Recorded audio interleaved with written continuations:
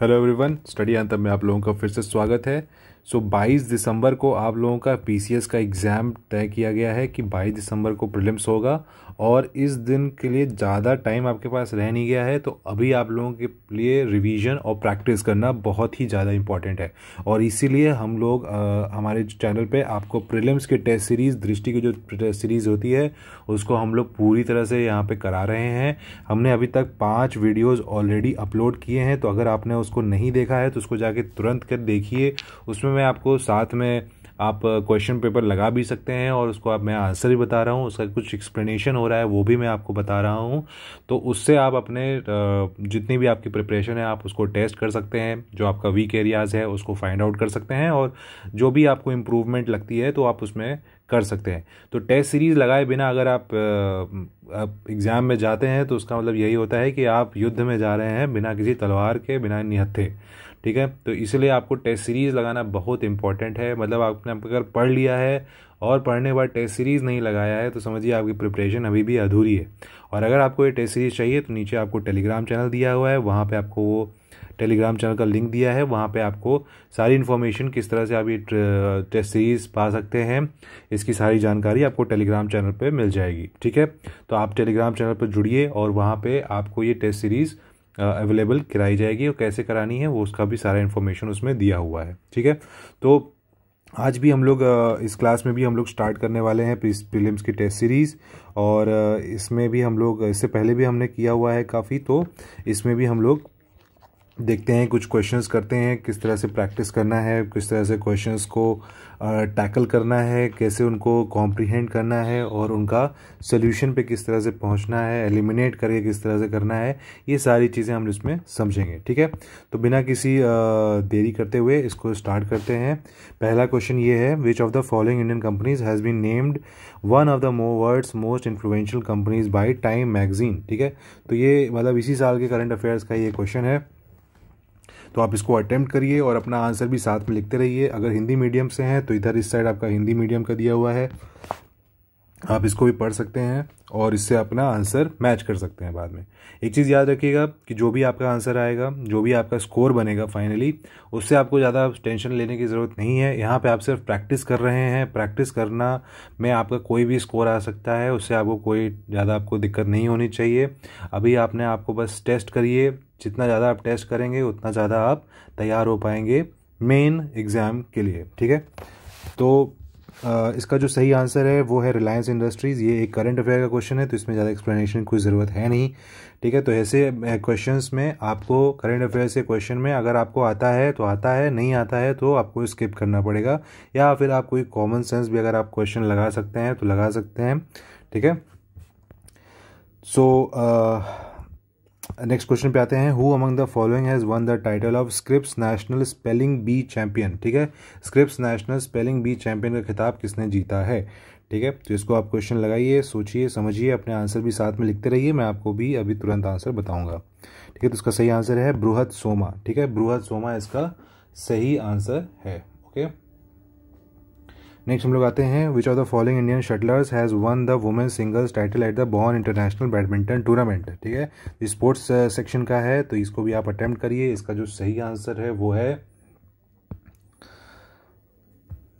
इसका जो सही आंसर है वो है तन्वी शर्मा। तन्वी शर्मा जी ने बॉर्न इंटरनेशनल बैडमिंटन टूर्नामेंट में जीता था वुमेन्स सिंगल। ठीक है, तो स्पोर्ट्स भी आपको थोड़ा बहुत देखते रहना है, अगर कोई इम्पोर्टेंट है तो वो सब चीज़ें भी आपको देखना है। ठीक है, देन फोर्थ क्वेश्चन है, होलंगपार गिबन सेंचुरी जो अभी न्यूज़ में था, ये अभी कहाँ किस स्टेट में पाया जाता है। ठीक है, होलंगपार गिबन सेंचुरी किस स्टेट में पाया जाता है। तो इसको जरा एक बार सोचिए, पॉज करिए, अपना आंसर लिखिए और आंसर लिखने के बाद चेक कर लीजिएगा। ठीक है,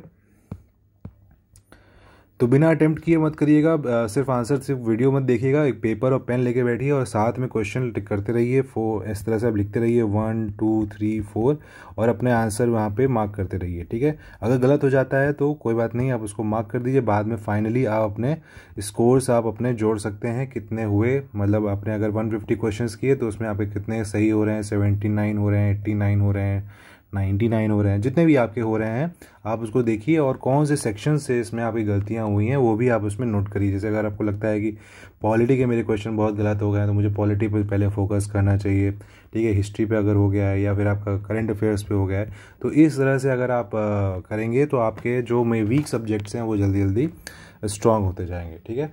तो इसका जो सही आंसर है वो है आपका Assam. With reference to the Mahatma Gandhi National Rural Employment Guarantee Act, तो यहाँ पे एमजी नरेगा की बात हो रही है। इसमें पूछ रहा है कि कौन सा स्टेटमेंट सही है। Under it every rural household with an adult member willing to engage in unskilled manual labour is entitled to pay minimum of 150 days of wage employment per financial year. एक साल में 150 days wage employment मिलती है। Under this scheme wages provided are uniform across all states, ठीक है। तो जहाँ पे भी आप देखेंगे कि ऑल लिखा हुआ है या आइदर लिखा हुआ है, ये सब चीज़ें भी मार्क करते रहिए क्योंकि यहीं पे आपको क्वेश्चन फंसा, जो एग्जामिनर होता है यहीं पे फंसाता है, ठीक है। तो इन सब चीज़ों को गोला करिए या कुछ भी मार्क करिए और उनके ऊपर फोकस करिए कि यहाँ पे ऑल लिखा हुआ है, तो आपको थोड़ा सा सतर्क होना है। कहीं नंबर दिया हुआ है जैसे 150 डेज दिया है तो आपको सतर्क होना है क्योंकि ऐसी जगह पर ही आपको एग्जामिनर फंसाने की कोशिश करता है, ठीक है। तो इसमें आप देखिए कि क्या इसका सही आंसर बन पाएगा। दोनों क्वेश्चंस को पढ़िए, समझिए।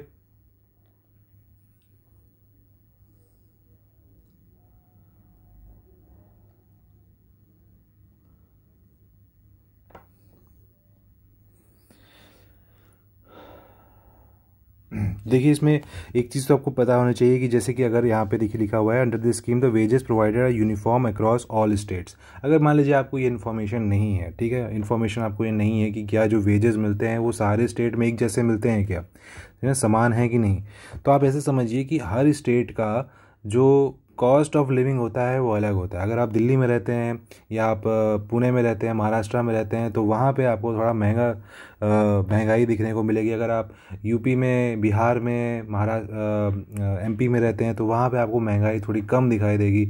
आपका मतलब जैसे मान लीजिए आपके पास 10,000 रुपये, 10,000 रुपये में आपका महाराष्ट्र में ज़्यादा खर्चा होगा और यूपी में आपका कम खर्चा होगा, ठीक है।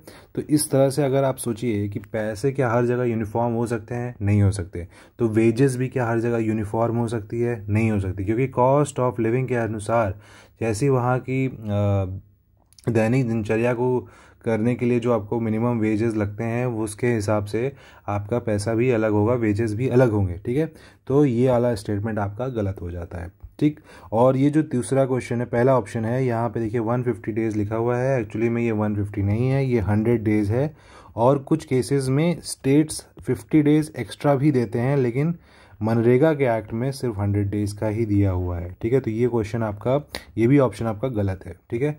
तो इसमें जो ऑप्शन आंसर हो जाएगा वो हो जाएगा नाइदर 1 और 2, ठीक है। तो इस तरह से आपको क्वेश्चन बनाना है। जैसे मान लीजिए कि अगर आपने पहला वाला ऑप्शन, ये सेकंड ऑप्शन एलिमिनेट कर दिया है, तो आप क्या करेंगे, यहाँ पे आप लिखेंगे करेक्ट कौन सा है, तो सेकंड तो एलिमिनेट हो गया, तो ये गलत हो जाएगा, मतलब ये ऑप्शन हट जाएगा, ये भी हट जाएगा। अब मान लीजिए आपके पास दो ऑप्शन रह गए, ये ए और डी, ठीक है। अब इन दोनों में आपको चॉइस करना है। आपको नहीं पता है कि भाई 150 डेज होता है कि नहीं होता है, तो आपको लगता है कि 1 भी सही हो सकता है या 1 गलत हो सकता है, और इन दोनों केस में यही दो ऑप्शन बनेंगे, ठीक है। तो अब आपने पास क्या किया, आपने क्वेश्चन का 2 ऑप्शन एलिमिनेट कर दिए हैं, 2 ऑप्शन ही आपके पास रह गए हैं। तो अब आप अगर इसके बाद अगर आप सिर्फ लास्ट में ऐसे क्वेश्चंस को बस आप टिक करते जाएं एक साइड से, तो आपकी प्रोबेबिलिटी ऑफ विनिंग ज़्यादा हो जाएगी। मतलब अगर आप 10 क्वेश्चन अगर ऐसे आपको मिलते हैं जहां पे आपने 2 एलिमिनेट कर दिए हैं, तो हो सकता है कि आपके 5 क्वेश्चन आपके सही हो जाएंगे और 5 क्वेश्चन आपके गलत हो जाएंगे। अगर मान लीजिए कि 5 में से अगर आपके मान लीजिए कि ये 2 नंबर के क्वेश्चन हैं, तो 2 नंबर के क्वेश्चन आपको 10 नंबर मिल जाएगा, और यहाँ पे तो सिर्फ 1/3 होता है, तो यहाँ पे आपके 2-3 नंबर ही कट जाएंगे। ओवरऑल आप पॉजिटिव में ही रहेंगे। तो यही फ़ायदा होता है जब आप ऑप्शन एलिमिनेट करते हैं और ऑप्शन एलिमिनेट करके अपने आंसर पे पहुंचने की कोशिश करते हैं, ठीक है। तो यहाँ तो आपको पता है कि ये जो होगा आंसर हो जाएगा डी, ठीक है, नाइदर 1 और 2, ठीक है। तो इस तरह से अगर आप पेपर साइंटिफिकली प्रूवन तरीके हैं, ये सब करते आए हैं लोग, और इसी से ही टफ क्वेश्चंस को वो लोग एलिमिनेट कर पाते हैं, ठीक है। सो आगे आते हैं यूनियन बजट 2024-25 पे क्वेश्चन है, इसमें पूछ रहा है कि कौन सा स्टेटमेंट सही है। Government has allocated a larger budget for health sector compare to education. ठीक है। The government has announced an increase in the angel tax from 10 to 15%। ठीक है, तो इस क्वेश्चन को ज़रा सोचिए, समझिए और करने की कोशिश करिए। ओके,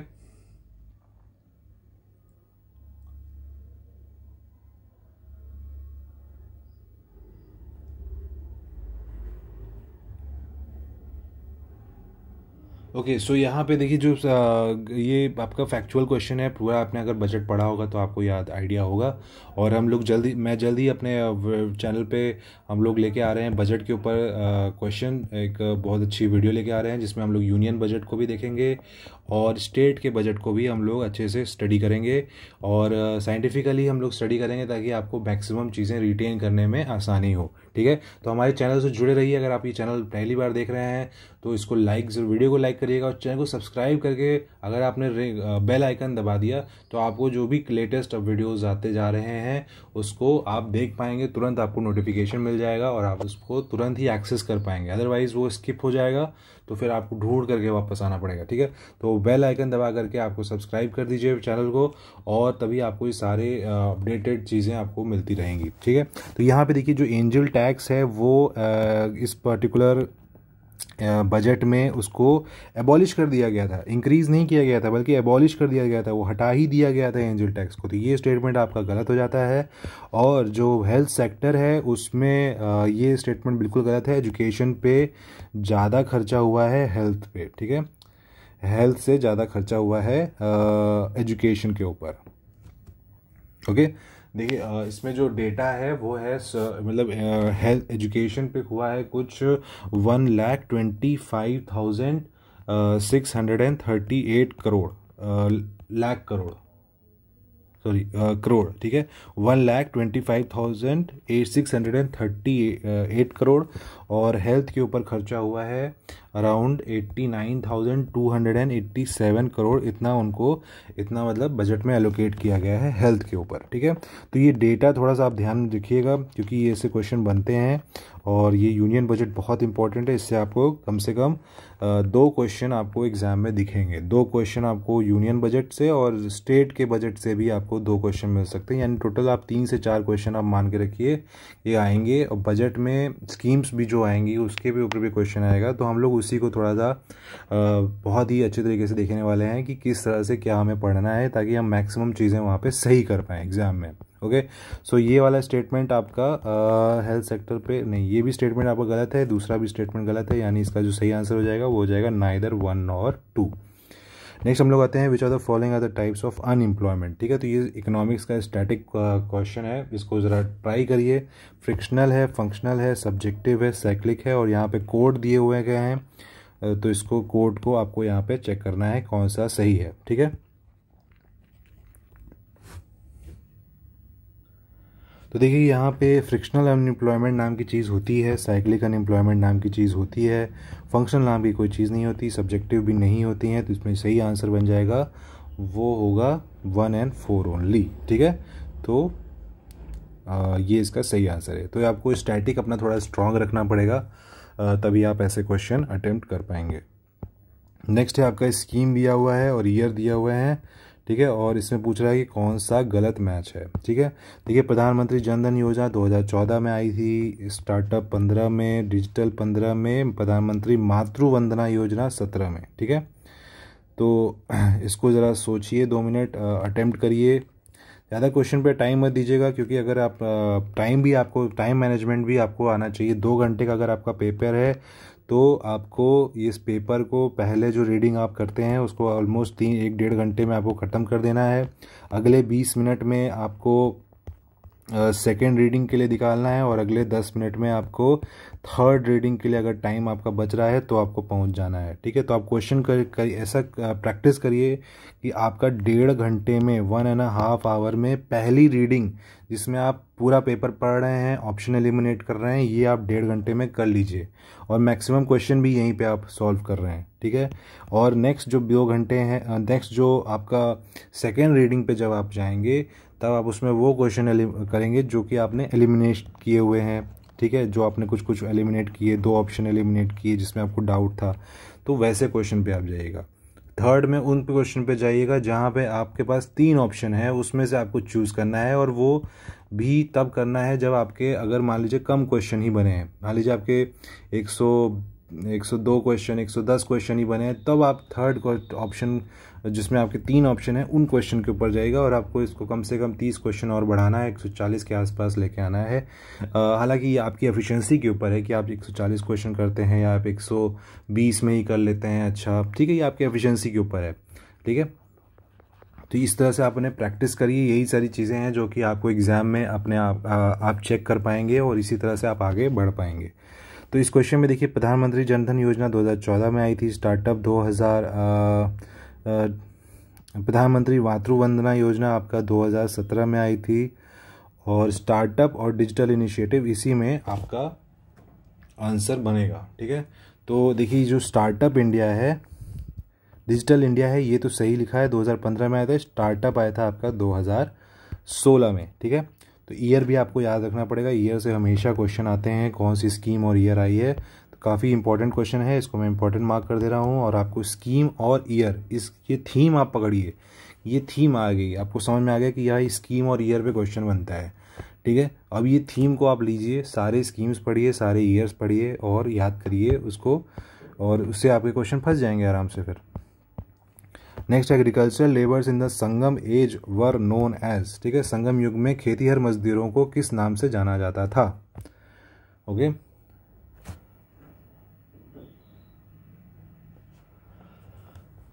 तो इसमें जो सही आंसर है, देखिए एग्रीकल्चरल लेबरर्स की बात कर रहा है, तो इसमें सही आंसर है वो है आपका परियार। खेतीहर मजदूर इन्हीं को कहते हैं। जो अमीर जो आपके वेलालल होते थे, ये आपके रिच फार्मर होते थे, अमीर किसान, रिच फार्मर। ठीक है,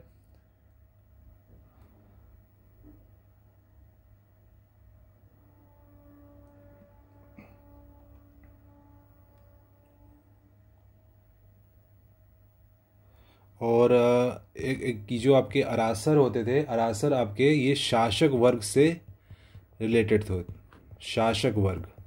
ठीक है, जो रूलिंग लोग थे उनसे, रूलिंग पार्टी वहाँ से, उनसे ये रिलेटेड थे। और जो कड़िसियार थे ये निम्नतम वर्ग के सदस्य थे। ठीक है, मिनिमम वाले जो होते हैं उनके लेबरर्स को इनको कहा जाता है। ठीक है, तो इसका जो सही आंसर हो जाएगा वो हो जाएगा आपका ये पेरियार्स। ठीक है, पेरियार। नेक्स्ट है आपका यवनपिया सेक्ट इज ऑफ। ठीक है, यपनिया सेक्ट। ठीक है, यापनीय संप्रदाय किससे संबंधित है, यापनीय संप्रदाय। तो देखिए इसमें जो सही आंसर है वो है आपका जैनिज्म। ठीक है, ये जैनिज्म से संबंधित है, जैन धर्म से थे ये, तो ये सेक्ट आपको ज़रूरी है याद करना। बुद्धिज्म, जैनिज्म, इस पर हमेशा क्वेश्चन आता है, इसको आप स्किप नहीं कर सकते। नेक्स्ट क्वेश्चन है, the chief custodian of the state treasury and the store house in the Mauryan period, इन्हें क्या कहा जाता था। ये काफ़ी इजी क्वेश्चन है, अगर आपने मौर्यन पढ़ा होगा तो आपको ये आना चाहिए। ठीक है, स्टेट ट्रेजरी की बात हो रही है, state treasury and store house. भंडार गृह और राजकोष के जो प्रमुख संरक्षक होते थे उन्हें क्या बोला जाता था, उन्हें बोला जाता था सन्निधता। ठीक है, इन्हें बोला था सन्निधता। ओके, तो अगर आपको ये पीडीएफ चाहिए इनकी, तो आपको टेलीग्राम चैनल पर जाकर के आपको ये यही सेम पीडीएफ आपको वहाँ पे मिल जाएगी, तो आप टेलीग्राम पैनल पर जरूर ज्वाइन करिएगा। नेक्स्ट आते हैं, who among the following wrote the Harshacharita. हर्ष चरित्र किसने लिखी हुई है, ये आपको बताना है। तो इसमें जो सही आंसर वो है आपके बाण भट्ट। ठीक है, बाण भट्ट। तो आई होप कि आप भी अपना आंसर साथ में लिख रहे होंगे। नेक्स्ट क्वेश्चन आते हैं, the head of the province in the Gupta period were called as. ठीक है, तो प्रोविंस में जो हेड होते थे उनको क्या बोला जाता था गुप्ता पीरियड में। ओके, सो इसको हम लोग बोलते थे उपरिकास। ठीक है, उपरिकास बोलते थे। विश्वपति जो होते थे ये विलेज के हेडमैन होते थे, विलेज हेड जो होते थे वो विषयपति बोलते थे। ओके, नेक्स्ट हम लोग आते हैं यहाँ पे यूनियन बजट दिया हुआ है, मिनिस्ट्रीज और इनका क्या एलोकेशन हुआ है ये चीज़ दिया हुआ है। इसमें पूछ रहा है कौन सा गलत है, नॉट सही सुमेलित नहीं है। ठीक है, तो इसमें देखिए डेटा दिया हुआ है और इधर आपका मिनिस्ट्री दिया हुआ है। ठीक है, तो अब इसको आपको पहचानना है कि कौन सा इसमें गलत है। तो अगर आपने यूनियन बजट पढ़ा होगा तो ही आप ये क्वेश्चन कर पाएंगे प्रॉपरली, क्योंकि इसमें एग्जैक्ट फिगर दिया हुआ है। अगर आपको क्वेश्चन नहीं आता है तो आप इसको स्किप कर सकते हैं। ठीक है, वैसे क्वेश्चन ही करने की कोशिश करिए जो आपको एकदम 100% आते हैं या 90-80% आते हैं। अगर आपको एक भी इन्फॉर्मेशन नहीं आती है तो आप उसको अटेम्प्ट ही मत करिएगा, छोड़ दीजिएगा, ज़्यादा बेटर रहेगा, आपका गलत हो सकता है। लेकिन अगर आपको थोड़ा सा अटेम्प्ट आपका सही है, मतलब आपको 30%, 40%, 50% कुछ भी आता है, तो आप उसको एक बार अटेम्प्ट करने की सोच सकते हैं। ठीक है, ओके, सो इसमें जो सही आंसर है वो है आपका बी। ठीक है, ये वाला ऑप्शन आपका सही नहीं है। 3700 ये आपका मिनिस्ट्री ऑफ आयुष का डेटा दिया हुआ है, मिनिस्ट्री ऑफ आयुष। और जो ministry of chemicals and fertilisers यानी रसायन और उर्वरक जो मंत्रालय है, इसके ऊपर खर्चा हुआ है कुछ 1,68,499 करोड़। ओके, तो ये इतना खर्चा हुआ था, तो ये एलोकेट हुआ था। ठीक है, तो ये मिनिस्ट्री ऑफ आयुष के ऊपर खर्चा हुआ था, ये आपको इन्फॉर्मेशन मालूम होनी चाहिए। ओके, नेक्स्ट हम लोग आते हैं, which of the following does not belong to the primary sector of the economy. Does not, ठीक है, तो जैसे ही आप यहाँ पे नॉट देखेंगे या इनकरेक्ट देखेंगे आप उसको मार्क करेंगे, ये आपको प्रैक्टिस करनी है। ठीक है, तो इसी क्वेश्चन पेपर को आप दोबारा लीजिएगा और दोबारा सॉल्व करिएगा। ठीक है, दोबारा सॉल्व करेंगे तो आपको अपने टाइम पे आप सॉल्व करेंगे, टाइमर लेके सॉल्व करिए। नेक्स्ट आप इसमें जो सही आंसर है वो है आपका फूड प्रोसेसिंग। देखिए माइनिंग, क्वेरिंग, फिशिंग, फार्मिंग, ये सारी चीज़ें क्या आती हैं आपकी, ये आपके प्राइमरी सेक्टर से रिलेटेड होती हैं। और जो सेकेंडरी सेक्टर होता है उसमें क्या होता है, उसमें होता है आपका मैन्युफैक्चरिंग सेक्टर। टर्शरी सेक्टर में क्या होता है, टर्शरी में आपका सर्विसेज होते हैं, सर्विसेज जितने भी सर्विस इंडस्ट्री होती हैं वो आपका उसमें आता है। ठीक है, तो ये काफ़ी बेसिक इन्फॉर्मेशन है, ये आपको मालूम होना ही चाहिए।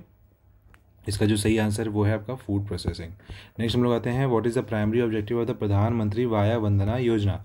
वाया वंदना योजना का क्या प्राइमरी ऑब्जेक्टिव है। ठीक है, कोई भी अगर आपको स्कीम्स आप पढ़ रहे हैं तो उसका ऑब्जेक्टिव एम आपको आना ही चाहिए। ओके, तो इसका जो सही आंसर है, पॉज करके अपना आंसर भी चेक कर लीजिएगा। इसका जो सही आंसर वो है to offer social security and protect elderly person against a future decline in the interest income. ठीक है, तो ये इसका है, जो भी एल्डरली लोग हैं उनको सोशल सिक्योरिटी प्रोवाइड करना है। यही प्रधानमंत्री वाया वंदना योजना का ऑब्जेक्टिव है। ठीक है, नेक्स्ट हम लोग आते हैं, consider the following statement about the SEZ। ठीक है, स्पेशल इकोनॉमिक जोन के बारे में पूछा जा रहा है। It is a designated area with duty free status and is considered a foreign territory for the purpose of trade operation, duties and tariffs. It is considered equivalent to airports, ports, land custom station, inland container depots under the custom act, allowing for on site custom clearance. Okay, so ये काफ़ी अच्छा question है, इसको आपको आना चाहिए। ये ऐसे क्वेश्चन ही आपके जो नॉलेज है उसको आपको ये टेस्ट करते हैं। तो इसका जो सही आंसर है वो दोनों ही इसमें देखिए सही आंसर है। SEZ के बारे में इतनी इन्फॉर्मेशन आपको मालूम होना चाहिए, दोनों ही इसमें सही आंसर है।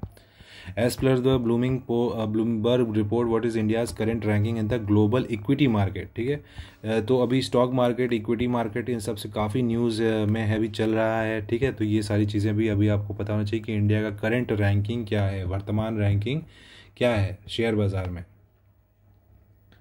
तो इसमें जो इसका सही आंसर है वो है आपका 18th का C, 4th इसका है रैंक अभी इंडिया का। नेक्स्ट हम लोग आते हैं, consider the following statement about the 16th finance commission. इस पे एक क्वेश्चन पक्का आने ही वाला है, तो इसको आप जरूर अटेम्प्ट करिएगा। It is headed by the former NITI Aayog vice chairman Arvind पनागारिया। ठीक है, तो याद रखिएगा इसमें ये अरविंद पनागारिया, ये स्टेटमेंट तो सही है। ठीक है, ये स्टेटमेंट सही है। अच्छा, एक बार दूसरा पढ़ लेते हैं। It is recommendation will be effective for a 5-year period beginning on April 1st, 2026। Okay, तो इसको भी एक बार अटेम्प्ट कर लीजिए, फिर मैं आंसर बताता हूँ पूरा। देखिए ये तो आपका स्टेटमेंट सही है, ये तो मैंने बता ही दिया आपको। दूसरा भी एक बार देख लीजिए, देखिए दूसरा भी स्टेटमेंट आपका सही है। और ये चीज़ में ध्यान रखिएगा कि ये जो अरविंद पनागारिया हैं ये नीति आयोग के वाइस चेयरमैन थे, पहले वाइस चेयरमैन, चेयरमैन नहीं थे, वाइस चेयरमैन थे, ठीक है। तो ऐसे भी क्वेश्चन में आपको फंसाया जा सकता है, ठीक है।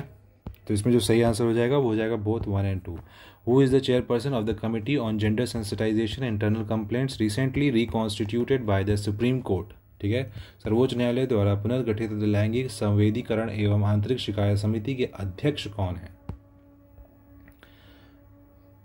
तो इसका जो सही आंसर वो है आपका जस्टिस हिमा कोहली। ये जस्टिस हिमा कोहली जी को बनाया गया था चेयरपर्सन, ठीक है। तो ये चीज़ इंपॉर्टेंट क्वेश्चन है, करंट अफेयर का है, ये आप याद करके जाइएगा। Who among the following is the author of the book Venkaiah Naidu live in service, a biography of the former vice president of India? तो ये बुक के ऊपर है, और बुक और ऑथर करंट अफेयर्स का एक क्वेश्चन है, इसको भी आप ट्राई करिएगा। इसका जो सही आंसर वो है एस नागेश कुमार, ठीक है, एस नागेश कुमार। नेक्स्ट हम लोग आते हैं, which of the following Indian players became the fastest women to score a double century in test cricket, ठीक है। स्मृति मंदाना, शफाली वर्मा, हरमनप्रीत और ऋचा घोष।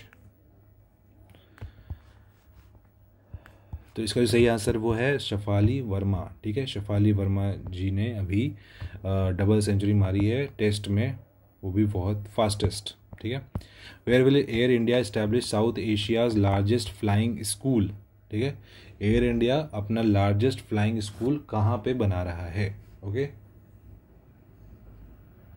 तो इसका सही आंसर है वो है आपका अमरावती, ठीक है, अमरावती। नेक्स्ट हम लोग आते हैं, इसमें कुछ पर्सनालिटी दिए हुए हैं और इनको किस जगह अपॉइंट किया गया है, ये इसका क्वेश्चन है, इसको आप ट्राई करिएगा। देखिए इसमें दिया हुआ है सी एस सेट्टी, रवि अग्रवाल, विक्रम मिश्री एंड टीवी रविचंद्रन, ठीक है। तो इसमें इनको किस चीज़ का अपॉइंट किया गया है, किसको किसको अपॉइंट किया गया है, कहाँ पे?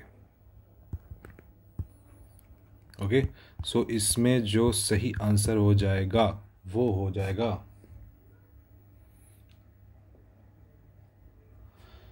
देखिए जो सीवी सेट्टी हैं इनको बनाया गया है एसबीआई का, ठीक है, एसबीआई के अध्यक्ष हैं।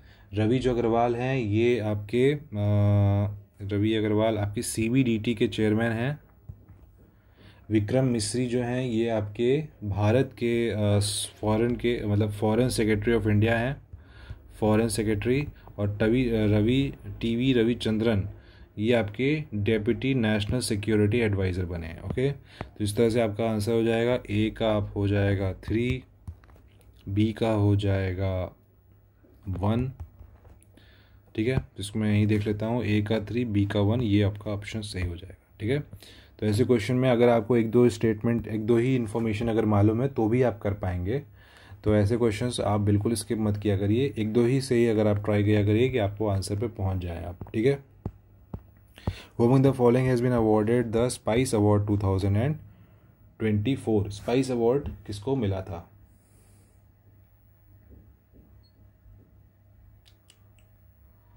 इसमें जो सही आंसर है वो है आपका सी, स्वप्ना कलिंगल जी को मिला था। नेक्स्ट हम लोग आते हैं with reference to the NPCI which of the following statement is are correct, ठीक है। एनपीसीआई का स्टेटमेंट है, it is a central organisation responsible for managing detail payments and settlement system in India, ठीक है। और unified payment interface is a project initiated by the NPCI, ठीक है। तो काफ़ी जेनरिक स्टेटमेंट है, आपको आइडिया होगा यूपीआई किसका है, इसको ट्राई करिए। देखिए जिसमें सही आंसर है वो है इसका सी, ठीक है। बोथ 1 and 2 इसका सही है, एक सेंट्रल ऑर्गेनाइजेशन है, ये बिल्कुल सही स्टेटमेंट है। और यूपीआई भी इन्हीं का प्रोजेक्ट था, ये भी सही स्टेटमेंट है। Okay, which of the following is not one of the 4 factors of production? 4 factors of production के बारे में पूछा जा रहा है। तो इसको, ये इजी क्वेश्चन है, ये इसको आप ट्राई करिए एक बार।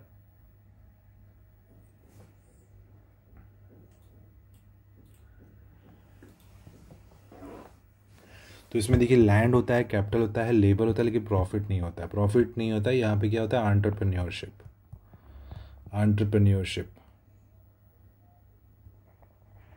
ठीक है, एंटरप्रेन्योरशिप। आई होप मैंने स्पेलिंग सही लिखा होगा, एंटरप्रेन्योरशिप। ओके, तो ये है इसका सही आंसर, ठीक है। तो इसमें जो सही आंसर है ये आपका प्रॉफिट होगा, क्योंकि यहाँ पे नॉट पूछा हुआ है, ठीक है, प्रॉफिट।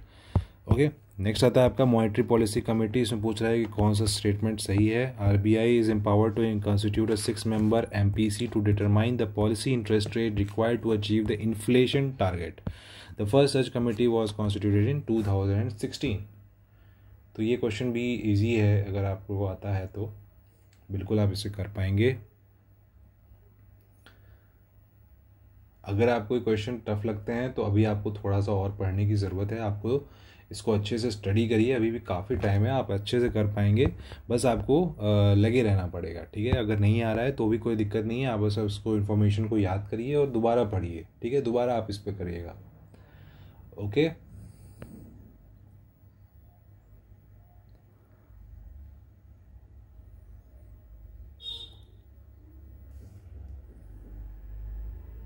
सो इसमें देखिए जो आरबीआई है ये एक्चुअली में एम्पावर्ड नहीं है कि वो एमपीसी बनाए, ये सेंट्रल गवर्नमेंट बनाती है, ना कि आरबीआई, ठीक है।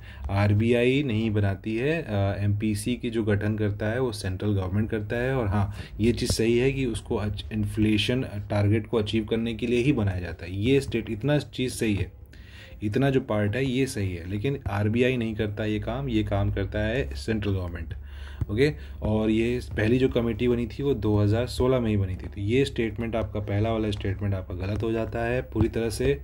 और इसका सही आंसर हो जाएगा, करेक्ट पूछा है तो only 2, okay, only 2। Which of the following is suitable example of shrinkflation. Shrinkflation के बारे में पूछा जा रहा है, क्या सही उपयुक्त उदाहरण है।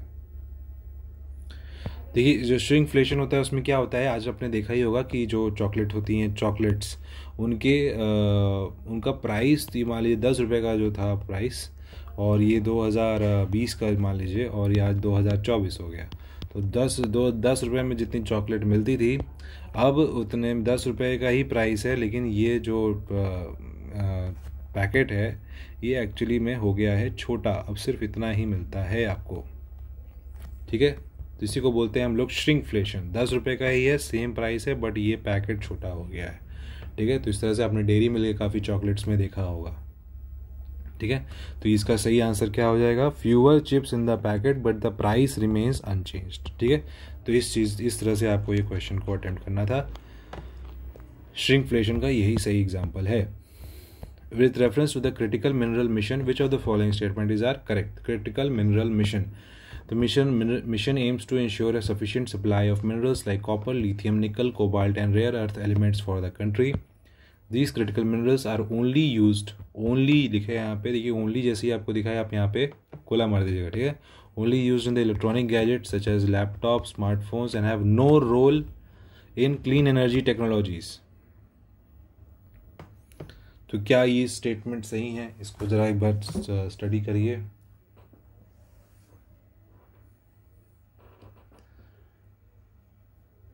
तो देखिए इसमें जो पहला वाला है ये इसका एम सही है क्रिटिकल मिनरल मिशन का, कि भाई ये जो कॉपर हो गया, लिथियम हो गया, निकल और कोबाल्ट हो गया और रेयर अर्थ एलिमेंट हो गया, यही कहते हैं हम लोग क्रिटिकल मिनरल्स, ठीक है। ये काफ़ी इंपॉर्टेंट मिनरल्स होते हैं और इनका यूज़ हम लोग इलेक्ट्रॉनिक गैजेट्स में भी करते हैं, और जो क्लीन एनर्जी टेक्नोलॉजी जो हम लोग बना रहे हैं, चाहे सोलर एनर्जी पैनल्स हो गए, उसमें भी इसका यूज़ होता है। तो इस तरह ये गलत स्टेटमेंट हो जाएगा आपका पूरी तरह से, और इसका सही आंसर हो जाएगा ओनली 1। नेक्स्ट हम लोग आते हैं, consider the following statement about the equalisation levy imposed by India, ठीक है। तो यहाँ पे समकरण लेवी के बारे में क्वेश्चन पूछा जा रहा है, इक्वलाइजेशन लेवी, इसके बारे में एक बार क्वेश्चन अटेम्प्ट करिए।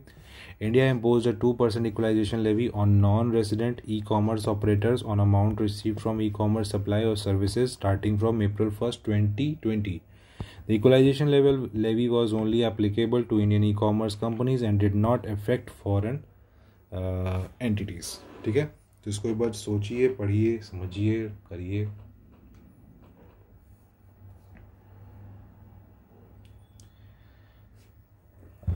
इसमें देखिए यहाँ पे पूछ रहा है, करेक्ट आंसर यहाँ पे पूछा जा रहा है, तो ये चीज़ भी आप मार्क करिएगा। देखिए जो पहला वाला ऑप्शन है ये बिल्कुल सही है। जो इक्वलाइजेशन लेवी होता है ये 2% लगाया जाता है, ये चीज़ आप याद रखिएगा। Non resident e commerce operators, ठीक है, जैसे कि अभी अमेज़ॉन हो गया, अमेज़ॉन इंडिया की कंपनी नहीं है, वो बाहरी कंपनी है जो कि इंडिया में आकर के मुनाफा कमा रही है। तो उस मुनाफे के ऊपर 2% का आपको टैक्स देना पड़ेगा, मतलब उनको टैक्स देना पड़ेगा। और ये 2020 से ही लागू हो रहा है, लागू हुआ था। और लेकिन अभी जो करेंटली ये हुआ है कि 2024 यानी 1 अगस्त 2024 से जो गवर्नमेंट है इसने ये 2% जो लेवी है इसको हटा दिया है। ठीक है, इसको हटा दिया है। ठीक है, ये इसलिए न्यूज़ में, इसलिए ये इम्पोर्टेंट है क्वेश्चन। और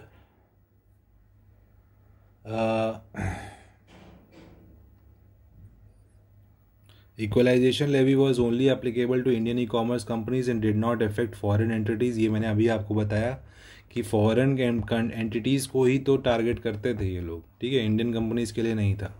तो इसलिए ये स्टेटमेंट आपका गलत हो जाएगा और यहाँ पे पहला वाला ही ऑप्शन आपका सही है। ओके, पहला वाला ऑप्शन ही आपका सही है। सर करंट भी आप याद रखिएगा, करंट न्यूज़ क्या है ये भी आपके लिए इंपॉर्टेंट है। इफेक्टिव रेवेन्यू डेफिसिट के बारे में क्वेश्चन है। Is calculated by subtracting which of the following from the revenue deficit. तो अगर आप रेवेन्यू डेफिसिट में से कोई एक चीज़ यहाँ से जो दिया हुआ है इनमें से यहाँ पे कुछ माइनस करेंगे तब आप पहुँचेंगे इफेक्टिव रेवेन्यू डेफिसिट के ऊपर। ठीक है, तो यहाँ आपको बताना है ये क्या होगा।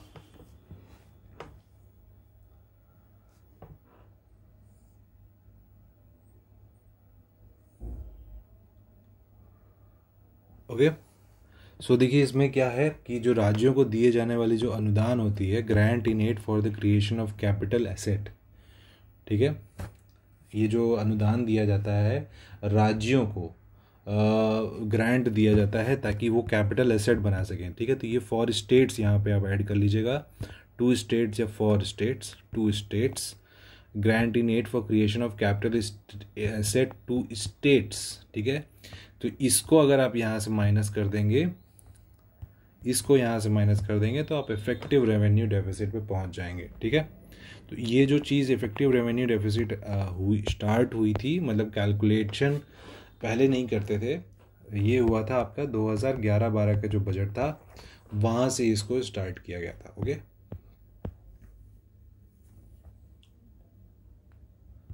तो आई होप आपको ये इन्फॉर्मेशन मिल गई होगी और इसको आप नोट भी कर रहे होंगे। नेक्स्ट हम लोग आते हैं, what is the permissible limit of the foreign direct investment in insurance sector in India. Okay, insurance sector में कितना आपका एफडीआई लागू है, एफडीआई आप कर सकते हैं। ओके, तो इस क्वेश्चन को भी आप अटेम्प्ट करिए। देखिए इसमें सही आंसर वो है आपका 74%। ठीक है, 74% अभी लागू है। नेक्स्ट आते हैं हम लोग जीएसटी काउंसिल के ऊपर है। Which of the following statement is are correct. GST council makes recommendation on important GST related issues such as goods and services to be subjected to और exempted from GST and GST model GST laws. Each state can nominate any minister as a member of the GST council irrespective of their portfolio. Okay, तो इस पे ज़रा बताइएगा।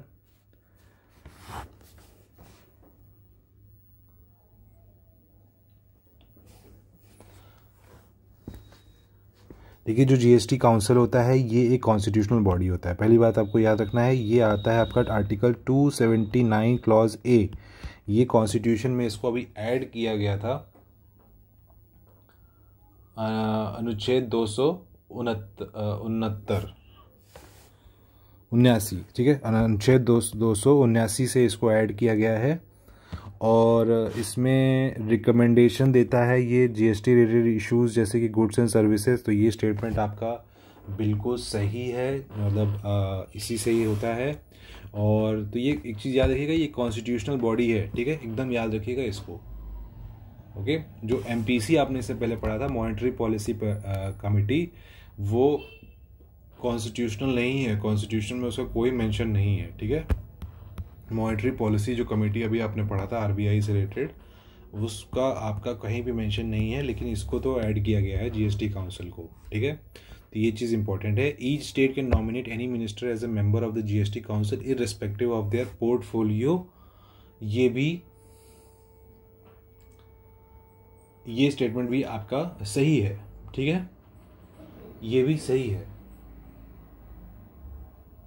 Okay, सो इसमें हर state के जो हर state की तरफ से भी एक मिनिस्टर नॉमिनेट होता है इस जीएसटी काउंसिल में, ताकि वो अपने स्टेट के चीज़ें भी सामने रख सके कि उसके स्टेट में क्या क्या प्रॉब्लम्स हैं या कौन कौन सी वस्तुएं ऐसी हैं जिनको जीएसटी उनको कम करना है या ज़्यादा करना है, वे सब चीज़ें का रिकमेंडेशन वो काउंसिल में प्रस्तुत करते हैं। ठीक है, तो इसका जो सही आंसर हो जाएगा वो हो जाएगा बोथ 1 और 2।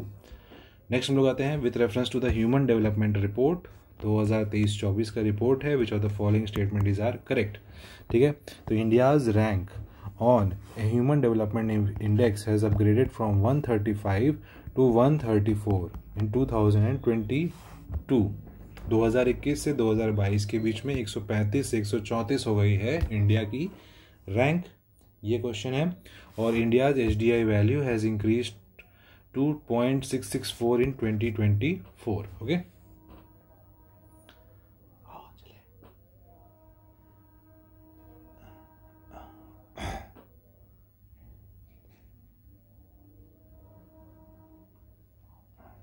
तो इसमें जो सही आंसर है वो है आपका, देखिए इसमें जो दोनों स्टेटमेंट दिए हुए हैं बिल्कुल सही है। ठीक है, बोथ 1 और 2 are the correct statement. Next हम लोग आते हैं amber box, green box and blue box. Amber box, green box and blue box is related to, तो ये काफ़ी इजी क्वेश्चन है, आपने ये सुना ही होगा।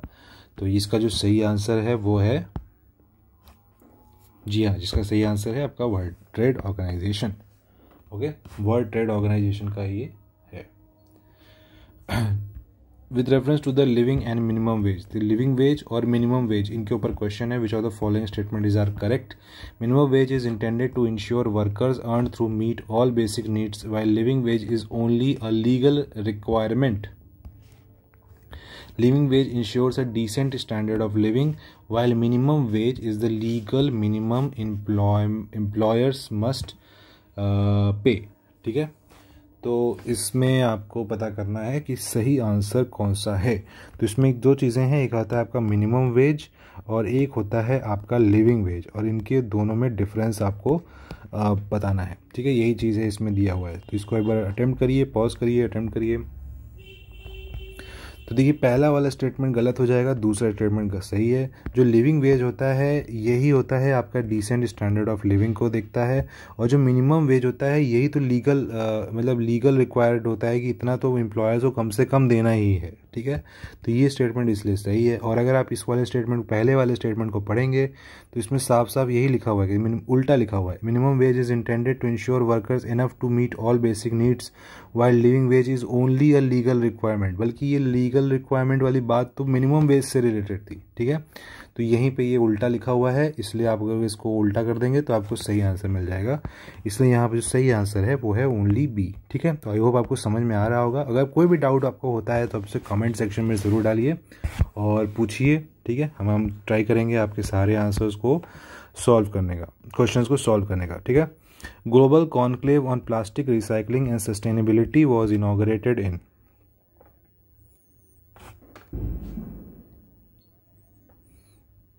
चार ऑप्शंस हैं, इसमें आपको पता करना है कौन सा सही है। तो इसमें सही आंसर है वो है आपका न्यू दिल्ली।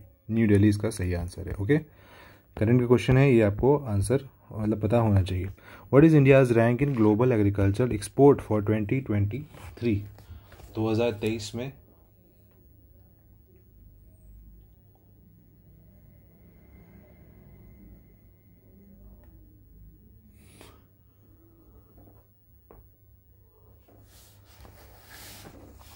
देखिए इसमें जो सही आंसर है वो है 8th रैंक पे है इंडिया अभी एग्रीकल्चर एक्सपोर्ट के मामले में। Okay, who among the following has been appointed as the head of interim government in Bangladesh. Bangladesh में जो इंटरिम गवर्नमेंट बनी है उसका हेड कौन बना है। इसमें जो सही आंसर है वो है आपका मोहम्मद यूनुस। ठीक है, मोहम्मद यूनुस। तो जैसे आप अभी देख सकते हैं हम लोग 43 मिनट्स पे पहुंच गए हैं और हम लोगों ने ऑलमोस्ट 40 क्वेश्चन कर लिए, यानी हम लोग 1 मिनट पे एक क्वेश्चन ऑलमोस्ट इस तरह से हिट कर रहे हैं। ठीक है, आप थोड़ा और जल्दी भी कर सकते हैं। ठीक है, मुझे तो पढ़ने में टाइम लग रहा है, मैं पूरे ऑप्शन भी पढ़ रहा हूँ, लेकिन आप और भी स्पीड बढ़ा सकते हैं। तो 1 मिनट में एक क्वेश्चन इस टाइप से आप ट्राई करिए, तभी आप जो 150 क्वेश्चन हैं वो 150 मिनट में कर पाएंगे या उससे कम में। ठीक है,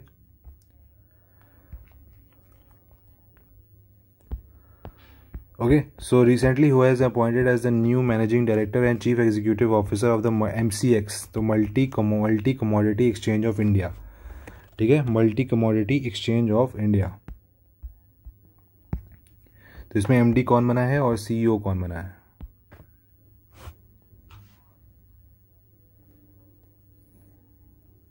तो इसमें जो सही आंसर है वो है आपका प्रवीणा राय जी बनी है एमडी और सीईओ। ओके, नेक्स्ट हम लोग आते हैं which who is the chairman of the committee formed by Indian government to oversee the situation of the Bangladeshi border. ठीक है, बांग्लादेश बॉर्डर पे जो जो चीज़ें हो रही हैं उसमें किसको बनाया गया है, कमिटी बनाया गया है, तो उसके चेयरमैन कौन है?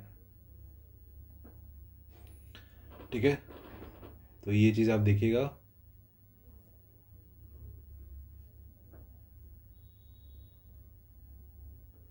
तो इसमें जो सही आंसर वो है आपके रवि गांधी जी को बनाया गया है चेयरमैन। ठीक है, तो इंपॉर्टेंट क्वेश्चन है, इसको ज़रूर मार्क करिएगा और इसको याद भी रखिएगा। Who is was famously known as by the pen name of Lokhitwadi. ये तो काफ़ी इजी क्वेश्चन है, ये आपको आंसर होना चाहिए, लोकहितवादी। तो ये हैं आपके गोपाल हरि देशमुख। ठीक है, ये महाराष्ट्र से बिलोंग करते थे और ये इन्हीं को ही पेन नेम इनका बोला जाता था, लोकहितवादी उपनाम। ठीक है, वो the following founded the India house. तो ये इंडिया हाउस किसने फाउंड आउट किया था? तो ये जो इंडिया हाउस था ये आपके श्याम जी कृष्ण वर्मा जी ने किया था 1905 में। ओके, 1905 में। नेक्स्ट हम लोग आते हैं with reference to the president of the Indian National Congress which of the following statement is are correct. तो WC Banerjee was the president of the Indian National Congress in the first session. Badruddin Tyabji was the first Muslim president in the third session. ठीक है, तो ये कुछ statement है, आपको इसको थोड़ा समझिए, पढ़िए, आंसर करिए।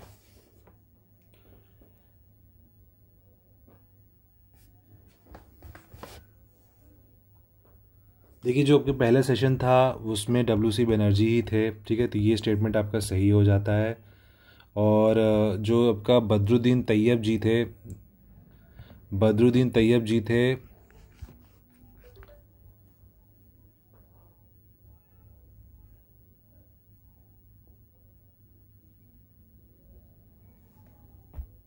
ये हाँ, तो ये आपको पहला सेशन WC बनर्जी दी थे और ये पहले मुस्लिम थे बदरुद्दीन तैयब जी, और इनका थर्ड सेशन में ही ये हुए थे। ठीक है, तो फर्स्ट सेशन में ये हो गए, थर्ड सेशन में ये हो गए। ओके, और आपको अगर पता है कि सेकंड में कौन थे तो आप मुझे कमेंट सेक्शन में बताइए लिख करके अभी कि सेकंड वाले में INC सेकंड सेशन में कौन अध्यक्षता किए थे। ठीक है, और ईयर भी अगर आपको याद है तो बताइएगा। मैं आपको हिंट दे देता हूँ, ये 1885 में हुआ था, ये पहली जो हुआ था, और ये 1887 में हुआ था। अब तो आप बता सकते हैं। ठीक है, तो ये हो गया आपका option, both 1 and 2 are correct. So next question आता है आपका, Deepavali declaration took place during the viceroyship of. तो दीपावली डिक्लेरेशन एक इम्पॉर्टेंट इवेंट था, तो आपको ये पता होना चाहिए, अगर आप प्रिपरेशन कर रहे हैं तो आपको आइडिया होना चाहिए। दीपावली डिक्लेरेशन, देखिए दीपावली डिक्लेरेशन जो हुआ था ये 1929 में हुआ था, और ये हुआ था लॉर्ड इरविन के टाइम पीरियड पे। ठीक है, लॉर्ड इरविन के टाइम पीरियड पे। ठीक है, नेक्स्ट हम लोग आते हैं, the ryotwari system was devised by. किसने रैयतवाड़ी सिस्टम बनाया था? ये क्वेश्चन हमेशा आता ही है, तो ये आपको एकदम याद होना चाहिए। देखिए, जो रैयतवाड़ी सिस्टम था वो अलेक्जेंडर रीड और थॉमस मुनरो के द्वारा बनाया गया था। ठीक है, नेक्स्ट हम लोग आते हैं, among the following started the Deoband movement. Deoband movement किसका है?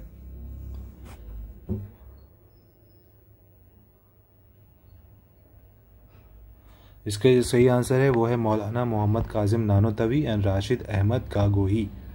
Okay, consider following treaties and arrange this in correct chronological order starting from earliest to last. Earliest से लास्ट में आपको बताना है। ठीक है, तो आपको पहले इसका ईयर ध्यान रखना पड़ेगा और उसके अकॉर्डिंग आपको बताना पड़ेगा। ठीक है, देखिए जो यांडबू की संधि हुई थी, यांडबू की संधि ये हुई थी 1826 में, सगौली हुई थी 1816 में, लासा जो थी ये हुई थी आपकी 1904 में, और जो तुर्कोमांचाई ये हुई थी आपकी 1828 में। ओके, तो इस तरह से पहले आ जाएगा आपका सेकंड, फिर आ जाएगा आपका फर्स्ट, फिर आ जाएगा आपका 4 और फिर आ जाएगा आपका 3। तो 2 1 4 3।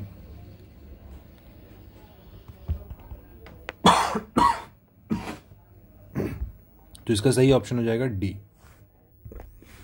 नेक्स्ट हम लोग क्वेश्चन करते हैं, मुजफ्फर अहमद एस शेटियार ऐसे डांगे गुलाम अहमद वर एसोसिएटेड विद। तो ये जो थे ये थे आपके कानपुर कॉन्स्पिरेसी केस से रिलेटेड थे, ठीक है, कानपुर षड्यंत्र मामला। नेक्स्ट हम लोग आते हैं, with reference to the government of India act 1990 which of the following statement is are correct. It introduced dyarchy at the centre. The act for the first time separated the provincial and the central budgets.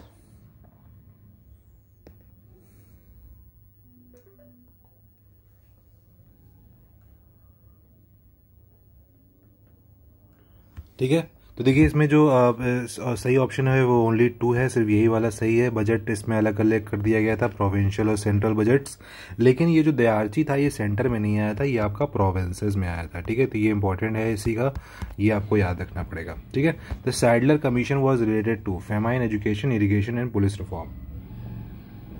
और इसका जो सही answer है वो है आपका education, education से related था। नेक्स्ट हम लोग आते हैं, which of the following countries recently passed a bill permitting prisoners to join the military. ठीक है, तो किसने अभी ज्वाइन किया है, करंट का क्वेश्चन है। तो इसमें देखिए यूक्रेन ने अभी किया है, यूक्रेन और रशिया की वॉर हो रही है, तो उसी में यूक्रेन ने ये अभी किया है। नेक्स्ट आते हैं हम लोग, who among the following won the Goldman environmental prize. Okay, तो देखिए ये जो गोल्डमैन एनवायरमेंटल प्राइज था ये आपको आलोक शुक्ला जी को मिला है। नेक्स्ट हम लोग आते हैं, which state government recently launch the Ramlala Darshan scheme. ठीक है, तो ये रामलला दर्शन स्कीम आपका है, ये आपका छत्तीसगढ़ का है। ठीक है, छत्तीसगढ़ का है, यूपी का नहीं है, छत्तीसगढ़ का है। Which of the following members of the Lok Sabha have been selected for the Sansad Ratna award 2024। Okay, तो इसमें देखिए ये थे आपके सुकांता मजुमदार और कुलदीप राय शर्मा। ठीक है, तो ओनली 1 and 2। नेक्स्ट हम लोग आते हैं, the international purple fest 2024 was held at. तो ये हेल्ड हुआ था गोवा में। ठीक है, international purple fest. The mobile application E Sakshi has been launch by which of the following ministry. तो ई साक्षी किसने किया है, ठीक है, तो ये आपको बताना है, और ये है आपका मोस्पी का। ठीक है, मोस्पी जो है इसने किया था। नेक्स्ट हम लोग आते हैं, which of the following recently states recently launch the schools on wheels initiative. तो ये जो है स्टेटमेंट मतलब ये जो ऑप्शन है इसका सही आंसर है आपका मणिपुर। ठीक है, मणिपुर। नेक्स्ट है आपका, the first country to lose all its glacier. तो ये काफ़ी न्यूज़ में था, तो इसका जो सही आंसर है वो है आपका वेनेजुएला। ठीक है, Venezuela. Which of the following state has launch the सड़क सुरक्षा फोर्स। ठीक है, सड़क सुरक्षा बल किस स्टेट ने अभी लॉन्च किया है, तो इसका सही आंसर है आपका पंजाब। ठीक है, पंजाब। नेक्स्ट है, new species of the kangaroo lizard was has been recently discovered in. Kangaroo छिपकली की एक नई प्रजाति हाल ही में कहाँ खोजी गई है, तो इसका जो सही आंसर है वो है आपका वेस्टर्न घाट्स। ठीक है, तो करंट अफेयर्स है, इसमें तुरंत आपको बस आंसर ही करना है और कुछ नहीं। आपूर्ति portal in Uttar Pradesh is associated with. आपूर्ति पोर्टल के बारे में आपको बताना है किस चीज़ से एसोसिएटेड है। तो देखिए ये है आपका food and civil supplies department से ये रिलेटेड है। ठीक है, food and civil supplies department. Next है, main objective of the Nivesh Mitra system in Uttar प्रदेश। निवेश मित्र किससे रिलेटेड है, तो जो निवेश मित्र है ये यूपी गवर्नमेंट ने किया था, to enable the ease of doing business in Uttar Pradesh. ठीक है, नेक्स्ट हम लोग आते हैं, among the following is the present advocate general of Uttar Pradesh. तो ये है आपके अजय कुमार मिश्रा। ठीक है, अजय कुमार मिश्रा हैं प्रेजेंट एडवोकेट जनरल। ठीक है, एडवोकेट जनरल। नेक्स्ट है आपके, which of the following individuals was recently elected as the president of the para Olympics committee of India. Okay, so ये है बने हैं आपके देवेंद्र झाझरिया। ठीक है, झाझरिया जी बने हैं, देवेंद्र झाझरिया, ये बने हैं पैरा ओलंपिक्स कमेटी के। नेक्स्ट हम लोग आते हैं which of the following organisations have collaborated to enable UPI for cross border transaction between India and Nepal. ठीक है, तो ये आपके ऑप्शन है, इसको एक बार ट्राई करिए। देखिए इसमें आपका NPCI है, NPIL है और फ़ोन पे पेमेंट सर्विस लिमिटेड है। ठीक है, तो ये अगर आपको क्वेश्चन आता है तो अच्छी बात है, नहीं तो आप इसको स्किप भी कर सकते हैं। ये काफ़ी टफ क्वेश्चन था, इसमें ज़्यादातर लोग स्किप ही मारेंगे, तो आप गलत मत करिएगा। Okay, among the following have was crowned miss world 2024।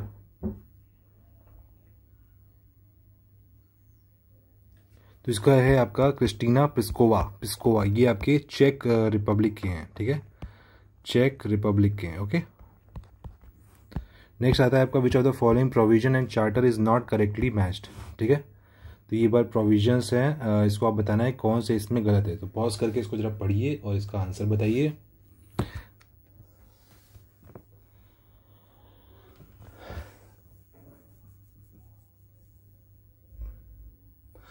देखिए इसमें जो ये वाला ऑप्शन है आपका distinguished between commercial and political function of India, ये चार्टर एक्ट 1793 का नहीं है, ये आपका है पिट्स इंडिया एक्ट का, जो कि आया था 1784 में। ठीक है, तो ये ऑप्शन आपका सही हो जाएगा।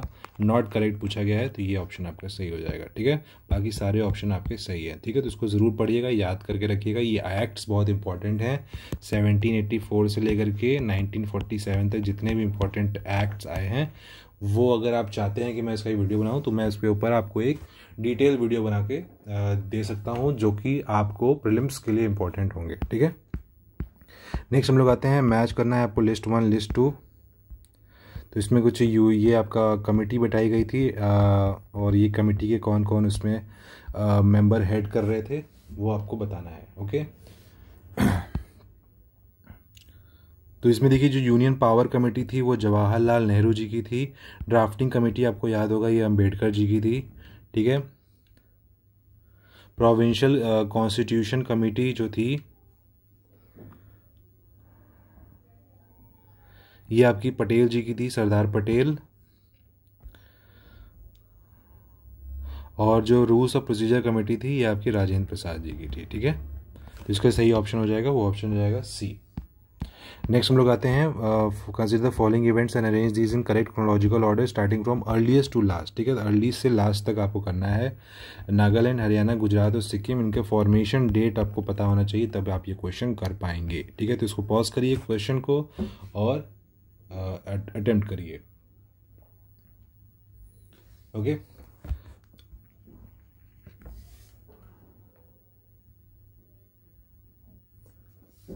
तो देखिए इसमें महाराष्ट्र और गुजरात तो आपका 90 और 60 में बना था, नागालैंड आपका 1963 में बना था, हरियाणा पंजाब ये आपका 1966 में बना था, सिक्किम जो था ये आपका 1975 में बना था। ठीक है, तो इसके लिए इसका आंसर हो जाएगा आपका 3 पहले होगा, फिर होगा 1 3 1 2 4 3 1 2 4 3 1 2 4, ये रहा। ठीक है, ये होगा। नेक्स्ट हम लोग आते हैं इसमें असर्शन रीजन ही है। तो the fundamental rights is described as the Magna Carta of India because का रीजन दिया हुआ है, it prevent the establishment of an authoritarian and despotic rule in the country and protects the liberties and the freedom of the people against the invasion of the state. ठीक है, तो क्या ये दोनों ऑप्शन सही हैं, स्टेटमेंट सही हैं, और क्या ये इसका रीज़न है कि नहीं? तो ये दोनों ही सही स्टेटमेंट हैं और इसका रीज़न भी है आर। इसको मैग्ना कार्टा की तरह ही माना जाता है, पार्ट 3 में ही है, और ये अथॉरिटेरियन और डिस्पोटिक रूल को ही रोकने के लिए इसे बनाया गया था, इसलिए ये मैग्ना कार्टा कहा जाता है इसे। ठीक है, तो इस तरह से आप क्वेश्चन आपको ये वाला रीजनिंग असर्शन और रीजनिंग का अटेम्प्ट करना है। नेक्स्ट हम लोग आते हैं with reference to the protection of interest of the minorities article 29 which of the following statement is are correct. ठीक है, both religious and linguistic minorities, it provides both religious and linguistic minorities with right to preserve their distinct language, script और culture. Okay, और जो next है political speeches और promises made to support preservation of language by group of citizens do not constitute a corrupt practice under the RPA act of 1951। Okay, तो इसमें एक चीज़ याद रखिएगा कि RPA एक्ट किस कब आया था, 1951 में भी आया था, एक 1950 में भी आया था। दोनों RPA एक्ट अलग अलग चीज़ों के लिए हैं, तो इसको आप ज़रूर ध्यान दीजिएगा। इसमें कुछ और चीज़ें दी हैं, इसमें कुछ और चीज़ें दी हैं। ओके और इसका जो सही आंसर है वो है, दोनों ही इसमें स्टेटमेंट सही हैं, बोथ 1 और 2 इसमें सही है। आर्टिकल 29 जो है आपका फंडामेंटल राइट्स का ही पार्ट है। ठीक है, नेक्स्ट हम लोग आते हैं with reference to writs which of the following statement is are correct. Writs के बारे में है, only Supreme Court and High Court can issue writs, the president of India can empower any other courts to issue writs. तो इसको pause करिए और बताइए। देखिए दोनों ही कर सकते हैं, हाई कोर्ट और सुप्रीम कोर्ट, लेकिन प्रेसिडेंट ऑफ पावर के पास ये प्रेसिडेंट ऑफ इंडिया के पास ये पावर नहीं होती है कि वो किसी और कोर्ट को भी कर सकें कि आप भी कर सकते हो रिट्स। ठीक है, ये पावर होती है आपकी पार्लियामेंट के पास। ठीक है, तो ये इसका जो सही ऑप्शन हो जाएगा वो हो जाएगा ओनली 1, यानी सी ऑप्शन। ठीक है, नेक्स्ट हम लोग आते हैं the concept of martial law has been borrowed in the India from. Okay, तो इसका जो सही आंसर है वो है आपका इंग्लिश कॉमन लॉ। ठीक है, इंग्लिश कॉमन लॉ। ओके, तो यहाँ पे देखिए हम लोगों ने ऑलमोस्ट 150 क्वेश्चन कर ली, 75 क्वेश्चन कर लिए हैं आउट ऑफ 150, यानी हमने आधे क्वेश्चन कर चुके हैं। तो आधे जो बचे क्वेश्चन हैं वो मैं अगले वीडियो में कराऊंगा। काफ़ी स्टूडेंट्स डिमांड कर रहे थे कि सर जो आप बता रहे हैं, आंसर बता रहे हैं, उसके साथ थोड़ा बहुत एक्सप्लेनेशन भी आप बताएंगे तो काफ़ी ईजी होगा। ठीक है, लेकिन मैं वीडियो की लेंथ काफ़ी लंबी नहीं करना चाह रहा हूँ, इसलिए ये मैं आपको इस वाले लेक्चर में आपको 75 क्वेश्चन ही कराता हूँ। नेक्स्ट वाले क्वेश्चन लेक्चर में अगेन 75 क्वेश्चंस के साथ हम लोग लेके आएंगे और आप फिर उसमें चेक कर पाएंगे। आप इसमें कोई भी अब गैप नहीं होने वाला है, लगातार वीडियोस आती रहेंगी। ठीक है, तो आपको बस एक दिन का अपना गैप रखना है और एक दिन में आप रिवाइज भी कर लीजिए और आपको पीडीएफ्स भी आपको टेलीग्राम पे मिल जाएंगे। ठीक है, जितना भी जो भी प्रोसीजर है वो आपको टेलीग्राम चैनल पर मिला हुआ है। ठीक है, तब तक आप उसको रिवाइज करिए, प्रैक्टिस करिए, प्रैक्टिस बहुत ज़रूरी है। ठीक है, और आई होप कि मैंने आपके साथ इसमें बहुत सारे सोल्यूशंस, आपके काफ़ी चीज़ें मैंने आपको एक्सप्लेन भी किया है। ठीक है, तो चैनल को सब्सक्राइब ज़रूर करिएगा। अगर आपको नेक्स्ट वीडियो का तुरंत आपको लिंक चाहिए, सब्सक्राइब ज़रूर करिएगा और अपने फ्रेंड्स के साथ भी इसको शेयर कर सकते हैं जो कि एक्सेस नहीं कर पा रहे हैं इस तरह की टेस्ट सीरीज़ का और इस तरह की फैसिलिटी का। ठीक है, तो मिलते हैं आपको नेक्स्ट वीडियो में अगले 75 क्वेश्चंस के साथ दृष्टि की जो टेस्ट सीरीज हम लोग कर रहे हैं। तब तक आप लोग अपनी तैयारी बनाए रखिए। कोई भी क्वेश्चन हो, डाउट हो, आप अपने कमेंट सेक्शन में डालिए, हम उसको सॉल्व करने की पूरी कोशिश करेंगे।